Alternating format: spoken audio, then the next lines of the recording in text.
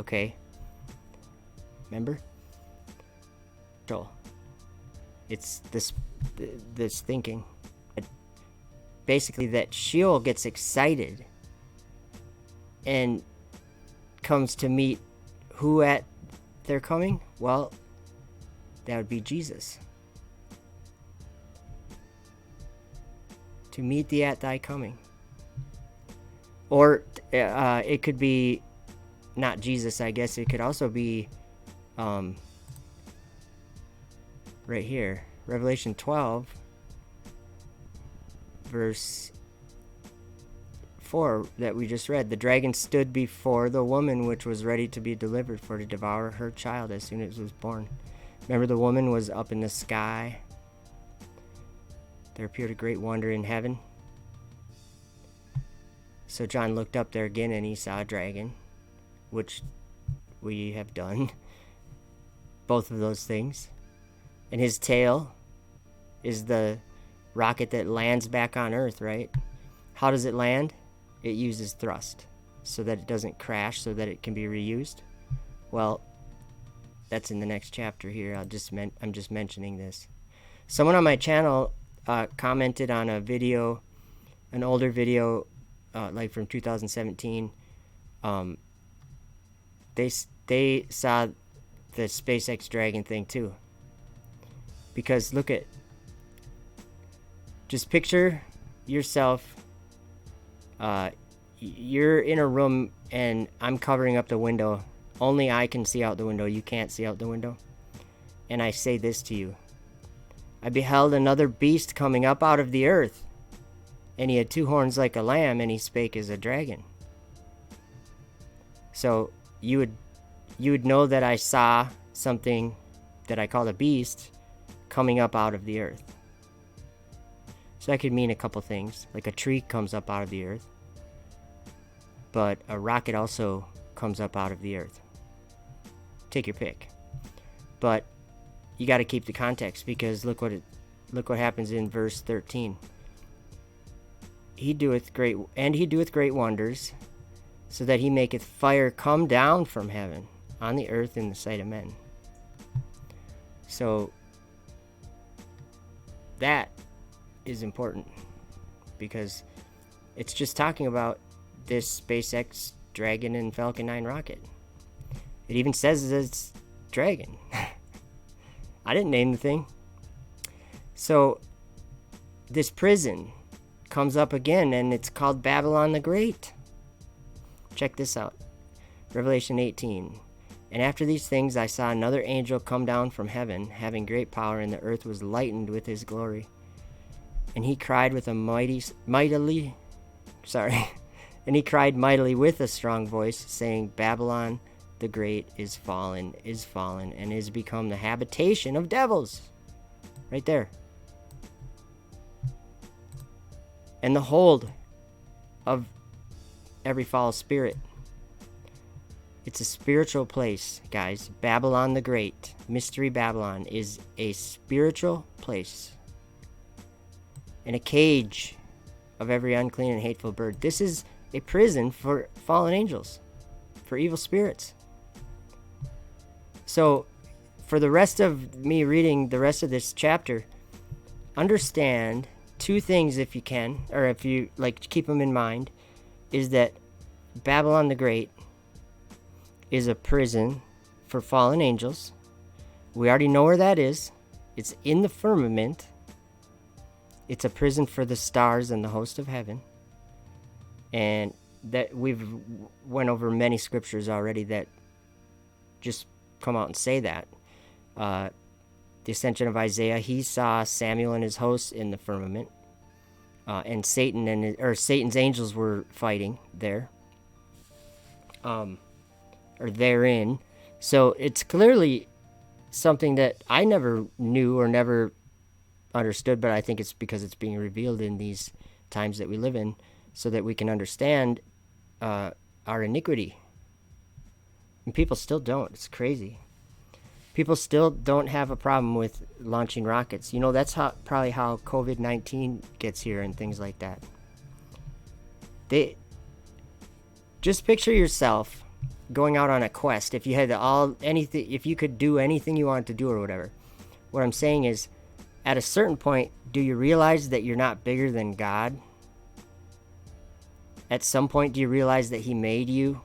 And it's probably important that it's probably important to just to know that, or to acknowledge that, because it'll change your life. It'll change the way that you feel about things when you start reading the Bible, or getting into some. I mean, look at when we look at some of these things that it says, it's very clear that that place up there is a place of evil. That's what the vision of St. Paul said. That it was, maybe I still have it here, because I kind of want to look at that again. Yeah, check this out. And I looked back on right here, and I looked back upon the firmament, and I saw in the same place power, and there was there oblivion, which deceives and draws down to itself the hearts of men. Deceives and draws down to itself the hearts of men, and the spirit of detraction, and the spirit of fornication, and the spirit of madness, and the spirit of insolence, and there were there the princes of vices. These I saw under the firmament of heaven. So he's saying he saw them under the firmament of heaven, which I don't really know exactly. I'm not trying to be all specific on, how many feet up is the firmament, or is it made of glass, or I don't know these things. I don't know. I know the scriptures that we all know, but that's why I'm doing this, or that's why I'm going over these verses. I think it's cool to know, and there's more too. I knew it would take a while to get through these, but back to Revelation 18. I'm gonna sneeze, I think. Maybe. Give me a second.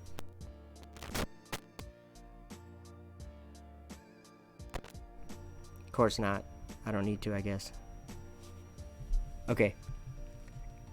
So, it's a prison. It's a habitation of devils, a hold of every foul spirit, and a cage of every unclean and hateful bird. So, I think we're talking about the firmament. So, just in theory, if we're talking about the firmament, we know that there's darkness upon the face of the deep, and the Spirit of God moved upon the face of the over the face of the waters. So that darkness is waters. It's waters. So that's important here, because this is going to be talking about waters. And also, the other important thing is that this place where these devils are, this is a $350 billion a year total world effort to go there with no reward. I mean, nothing gained. But they spend $350 billion in the last several years. I mean, each year. This world has on space. Putting satellites up there.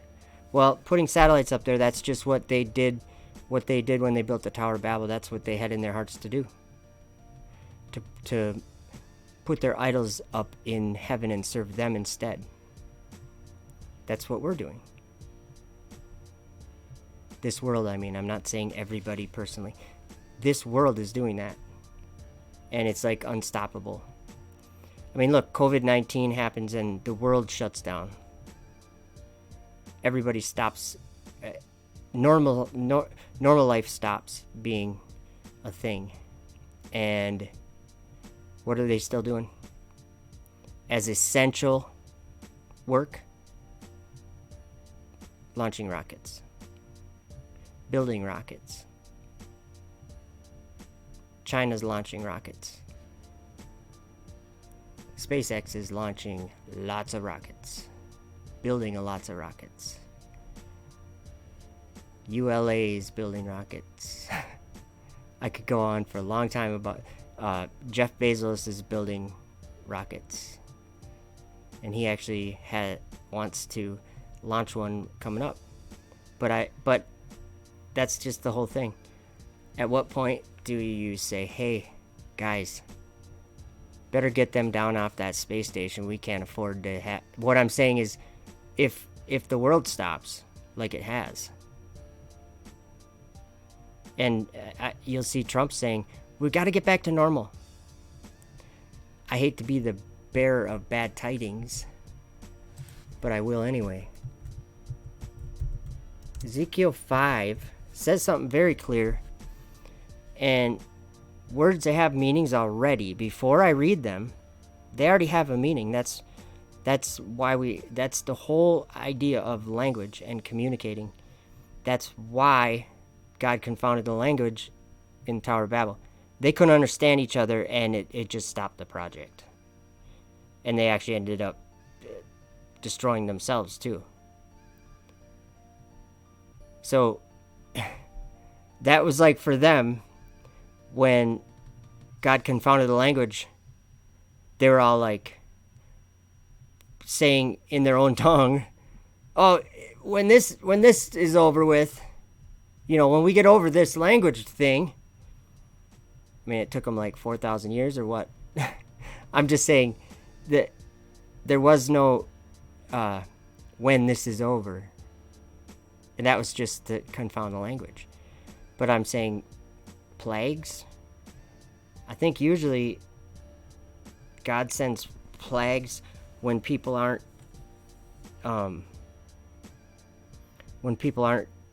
obeying him. When people are being so wicked that he wants to wipe them off the face of the earth.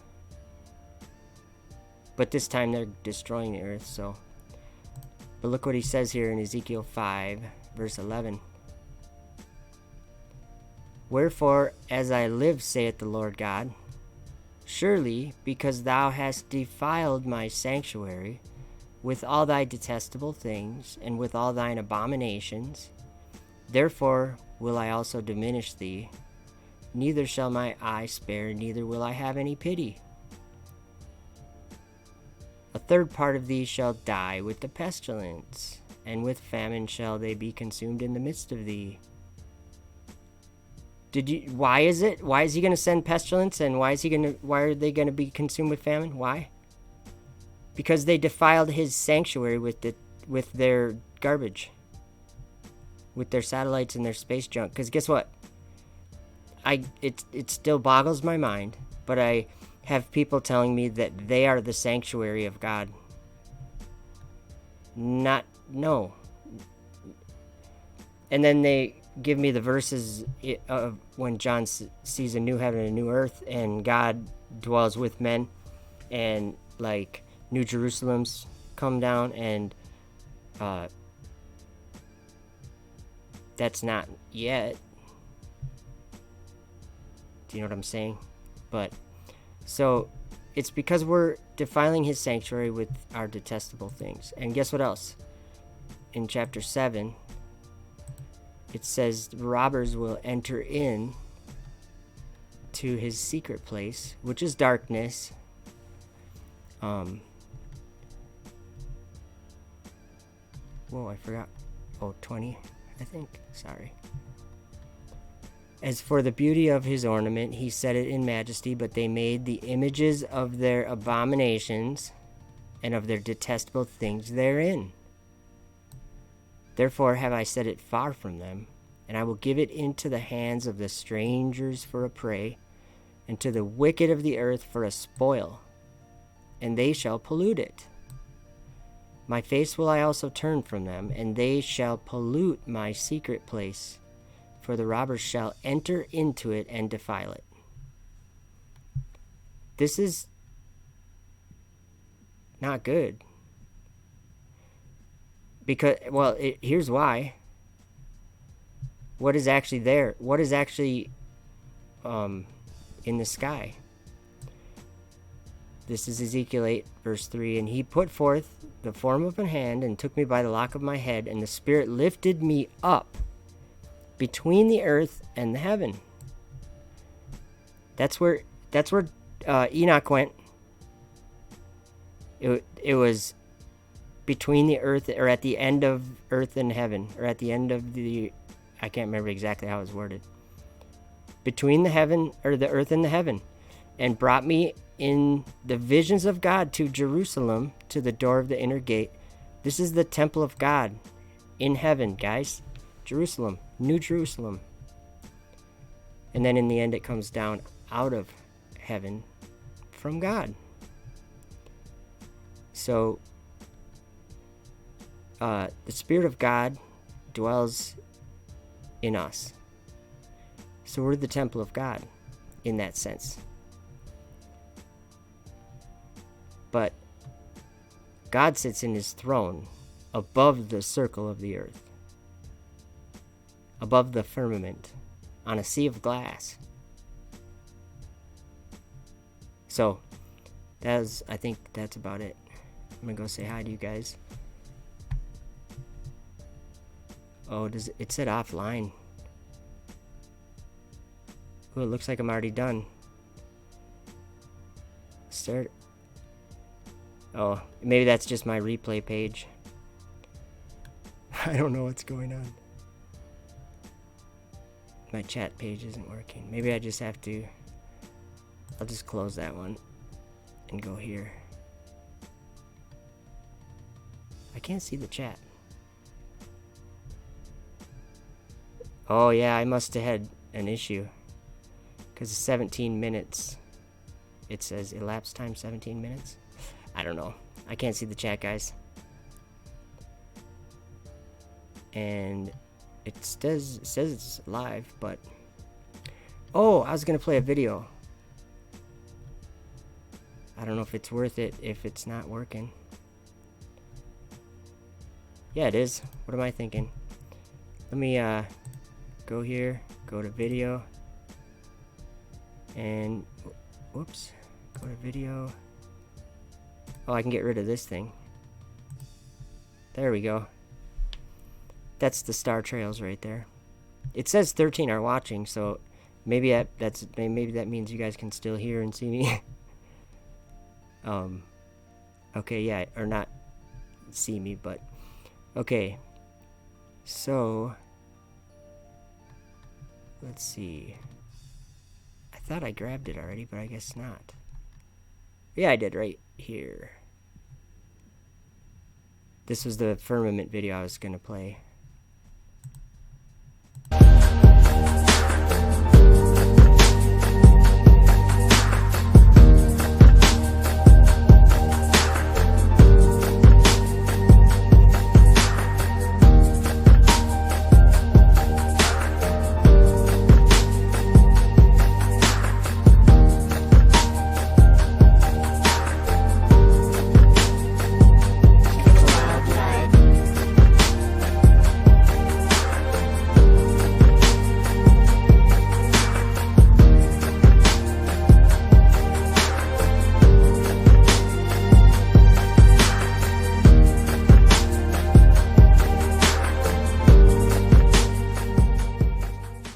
And God said, "Let there be a firmament in the midst of the waters, and let it divide the waters from the waters." And God made the firmament, and divided the waters which were under the firmament from the waters which were above the firmament. And it was so.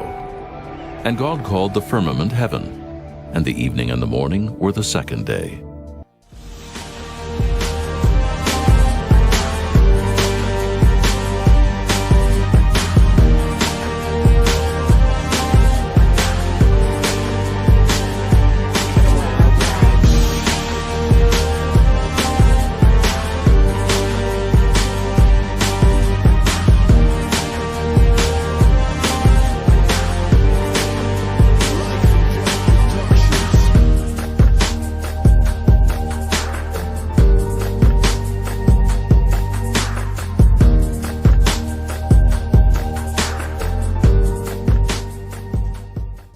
Have ye not known? Have ye not heard?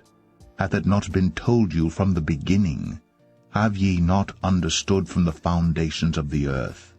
It is he that sitteth upon the circle of the earth, and the inhabitants thereof are as grasshoppers, that stretcheth out the heavens as a curtain, and spreadeth them out as a tent to dwell in.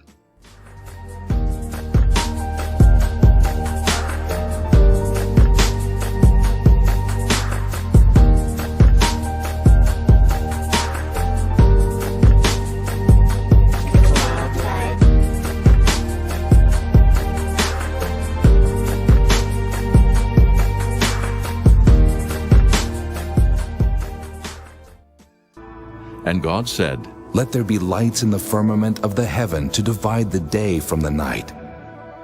And let them be for signs and for seasons and for days and years. And let them be for lights in the firmament of the heaven to give light upon the earth. and it was so.